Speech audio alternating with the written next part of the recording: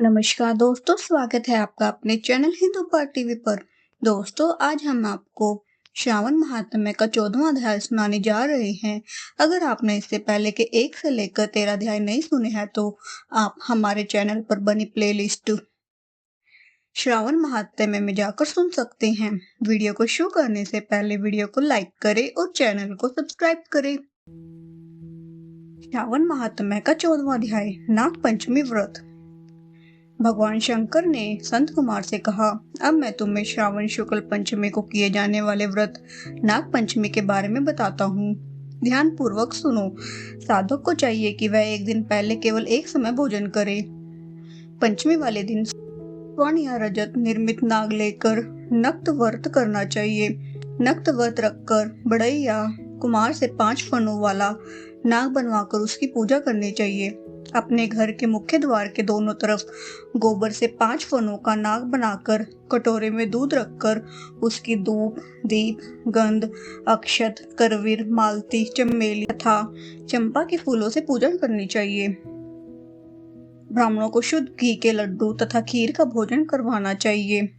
काल्य नाग, तक्षक नाग, शंखपाल, वासुकी, विशेष नाग, पद्म नाग आदि नागों को हल्दी व चंदन से दीवार पर बनाकर तथा नाग माता कद्रू को भी अंकित कर पुष्पों से पूजा करनी चाहिए।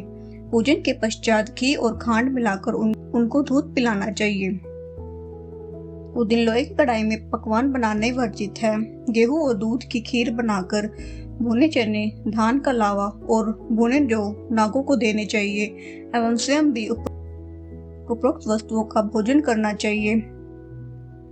परिवार वालों को भी भोजन में यही वस्तुएं देनी चाहिए। सांपों की भांबी के पास गानवाद द्वारा उत्सव मनाना चाहिए। ऐसा करने वाले मनुष्य को जीवन भर कभी सर्प डसने का भय नहीं रहता।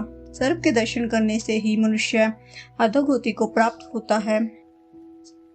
सर्प तमोगुणी होता है। विधि पूर्वक ब्राह्मण सहित नाग का निर्माण कर पूजा करनी चाहिए। इस तरह 12 महीने की शुक्ल पक्ष की पंचमी का व्रत करना चाहिए। वर्ष की समाप्ति पर शुक्ल पक्ष पंचमी को फिर से नागों का पूजन करना चाहिए। श्री नारायण जो सब स्थानों पर स्थित है, सब वस्तुओं का प्रदान करने की क्षमता रखते हैं। जो अपराजित है उनको स्मरण कर निम्न वचन कहने चाहिए। हे प्रभु, मेरे वंश में हमारे पूर्वजों में से जो भी सर्प के दंश से अधोगति को प्राप्त हुए हो, वे इस व्रत से तथा दान से मुक्ति को प्राप्त हो जाए। इस प्रकार उच्चारण कर सफेद चंदन युक्त चावल के पानी को भक्ति पूर्वक वासुदेव श्री कृष्ण के निमित्त जल में छोड़ देना चाहिए। इस प्रकार व्रत, पूजा और दान से साधक के वंश में सर्प दंश के कारण मरे होंगे या भविष्य में मरने वाले होंगे। हे संत कुमार, वे सब सर्प योनि से मुक्त होकर स्वर्गलोक में पहुंच जाएंगे। इस प्रकार व्रत करने वाला अपने वंश का उद्धार कर शिव जी के सानिध्य में पहुंच जाता है। हे संत कुमार, जो मनुष्य नाग की हत्या करते हैं उनके परिवार में अगले जन्म में पुत्र नहीं होता और यदि होता है तो अधिक समय तक जीवित नहीं रहता। महिलाओं की कृपणता के कारण भी प्राणी को सर्प योनि प्राप्त होती है। जो दूसरों की अमानत हजम कर जाते हैं वे भी सर्प योनि में जाते हैं। जो प्राणी विभिन्न कारणों से सर्प योनि में चले जाते हैं उनके उद्धार का एकमात्र रास्ता नाग पंचमी का व्रत ही है। जो प्राणी नाग पंचमी का व्रत तथा नाग पूजा करते हैं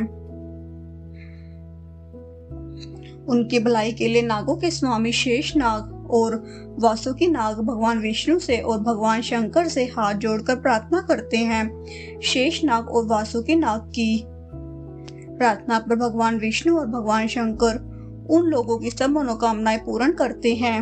वे प्राणी नागलोक में अनेक तरह के भोगों को भोगकर बैंकुट लोक में चले जाते हैं। इस प्रकार श्रावण महात्म्य का 14वां अध्याय समाप्त हुआ। ओम नमः शिवाय।